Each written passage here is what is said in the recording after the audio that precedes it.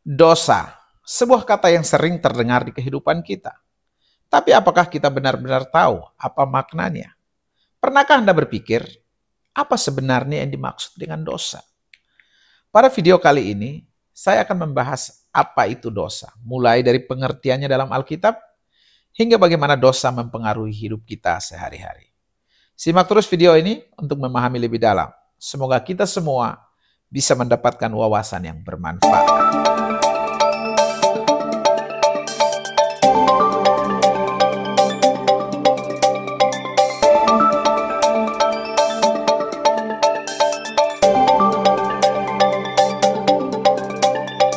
Halo teman-teman semua, selamat hari Minggu. Selamat datang di channel ini. Tanpa terasa, kita sudah berada di bulan ketiga di tahun 2025 ini. Doa dan harapan saya, semoga kalian semua selalu diberkati dengan kesehatan, kekuatan, dan kebahagiaan dalam Tuhan kita, Yesus Kristus. Hari ini saya akan membahas satu topik yang sangat penting dan sering dibicarakan, yaitu dosa. Mungkin banyak dari Anda sudah sering mendengarkan kata dosa. Tapi, apa sih sebenarnya dosa itu? Gini, secara sederhana, dosa bisa kita artikan sebagai kehidupan yang tidak sesuai kehendak Tuhan. Dalam Alkitab, ada kisah tentang Adam dan Hawa yang tinggal di Taman Eden. Tuhan memberi mereka satu perintah, yaitu untuk tidak makan buah dari pohon pengetahuan yang baik dan yang jahat. Namun, Adam dan Hawa tergoda oleh iblis, dan akhirnya mereka memakan buah itu. Nah, disinilah momen pertama kali manusia jatuh ke dalam dosa, yang kemudian berpengaruh kepada semua umat manusia, termasuk kita semua. Nah, secara etimologis, kata dosa berasal dari kata Yunani hamartia, yang artinya adalah gagal mencapai tujuan atau melenceng dari sasaran. Nah, dosa itu seperti misalnya kita punya target, tapi kita gagal untuk mencapai target tersebut. Jadi, dosa bisa dilihat sebagai kegagalan untuk hidup sesuai dengan rencana dan kehendak Tuhan. Nah, di dalam Alkitab, ada beberapa istilah yang bisa digunakan untuk menggambarkan dosa. Misalnya dalam Perjanjian Lama, terdapat kata hata, yang berarti gagal mencapai tujuan atau menyimpang dari yang benar. Misalnya dalam Yesaya pasal 53 ayat 6 tertulis, kita semua sesat seperti domba. Masing-masing kita mengambil jalannya sendiri.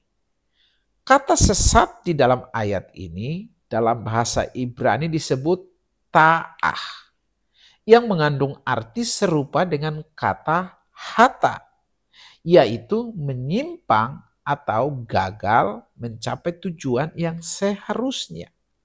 Sesat mencapai tujuan, gagal mencapai tujuan. Nah, di dalam Perjanjian Baru kita menemukan juga kata hamartia. Misalnya dalam Roma 3 ayat 23 dikatakan, karena semua orang telah berbuat dosa, hamartia, dan telah kehilangan kemuliaan Allah. Kata dosa dalam ayat ini adalah hamartia.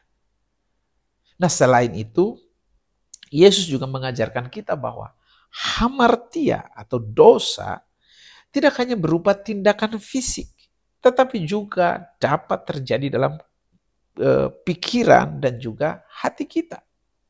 Seperti yang tertulis dalam Matius pasal 5 ayat 28 dikatakan, tetapi aku berkata kepadamu, setiap orang yang memandang perempuan dan menginginkannya sudah berbuat zina dengan dia di dalam hatinya. Jadi dosa itu bukan hanya tentang apa yang kita lakukan, tetapi juga tentang apa yang ada di dalam hati dan pikiran kita. Dalam Roma pasal 8 ayat 7, di situ Rasul Paulus menjelaskan bahwa keinginan daging adalah perseteruan terhadap Allah. Dosa adalah pemberontakan yang terus-menerus terhadap kehendak Tuhan. Karena kita seringkali lebih memilih untuk mengikuti keinginan kita daripada taat kepada keinginannya Tuhan. Dan kejatuhan manusia ke dalam dosa membuat kita menjadi tidak lagi hidup sesuai dengan gambar dan rupa Tuhan. Nah, dari topik tentang dosa ini, ada beberapa pelajaran penting yang bisa kita ambil dan kita pelajari. Yaitu yang pertama, penting menjaga hubungan dengan Tuhan. Sekali lagi, penting menjaga hubungan dengan Tuhan. Dosa dimulai ketika manusia memilih untuk melawan kehendak Tuhan. Ini mengajarkan kita bahwa menjaga hubungan yang baik dengan Tuhan dan selalu berusaha hidup sesuai dengan ajarannya adalah hal yang sangat penting. Karena kehidupan yang dekat dengan Tuhan akan membantu kita menghindari godaan untuk jatuh dalam dosa. Jadi penting untuk menjaga hubungan dengan Tuhan. Pelajaran yang kedua adalah senantiasa menjaga pikiran dan hati kita. Sekali lagi, senantiasa menjaga pikiran dan hati kita. Dosa tidak hanya terbatas pada tindakan fisik yang kita lakukan, tetapi juga bermula dari pikiran dan hati yang tidak sesuai dengan kehendak Tuhan. Dan ini mengingatkan kita untuk selalu menjaga hati dan pikiran kita. Karena apa yang ada dalam hati kita seringkali tercermin dalam tindakan kita. Itu sebabnya saya selalu mendorong kepada orang-orang untuk senantiasa mengisi kepala kita, pikiran kita dengan firman Tuhan. Merenungkannya di dalam hati kita. Dengan demikian, setiap tindakan kita yang keluar adalah mencerminkan kebenaran dan kehendak Tuhan. Sekarang yang ketiga, pelajaran yang bisa kita ambil adalah kesadaran akan dosa membantu kita untuk bertumbuh. Menyadari adanya dosa dalam hidup kita bisa membantu kita untuk lebih introspektif diri dan memperbaiki diri kita. Ini juga mengajarkan kita untuk tidak merasa takut atau malu untuk mengakui kesalahan. Tetapi justru belajar untuk bertumbuh dan menjadi pribadi yang lebih baik. Yang keempat, pelajaran yang bisa kita ambil adalah kasih karunia Allah sebagai solusi terhadap dosa. Sekali lagi, kasih karunia Allah sebagai solusi terhadap dosa. Meskipun dosa adalah kenyataan dalam hidup manusia, ada kabar baik, yaitu melalui kasih karunia Allah. Yesus Kristus datang untuk menebus dosa-dosa kita. Ini memberikan harapan dan mengajarkan kita tentang pentingnya pengampunan, serta bagaimana kasih Tuhan dapat memulihkan kita dari kegagalan. Yang kelima, yaitu tanggung jawab pribadi. Dosa juga mengajarkan kita tentang tanggung jawab pribadi. Kita bertanggung jawab atas tindakan kita, baik yang kita lakukan secara langsung maupun hanya ada dalam pikiran dan niatan hati kita. Ini mengajarkan kita untuk hidup lebih bijaksana dalam membuat keputusan dan juga dalam bertindak, supaya tidak mendatangkan dosa. Yang keenam adalah dosa bisa menyebabkan kerusakan dalam hidup.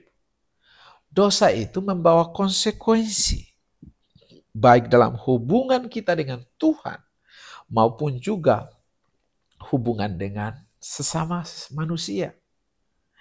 Nah, hal ini mengajarkan kita untuk berpikir matang sebelum mengambil keputusan. Sekali lagi, berpikir matang atau berpikir 2 kali lipat sebelum mengambil keputusan yang pada akhirnya bisa merugikan diri sendiri maupun juga merugikan orang lain.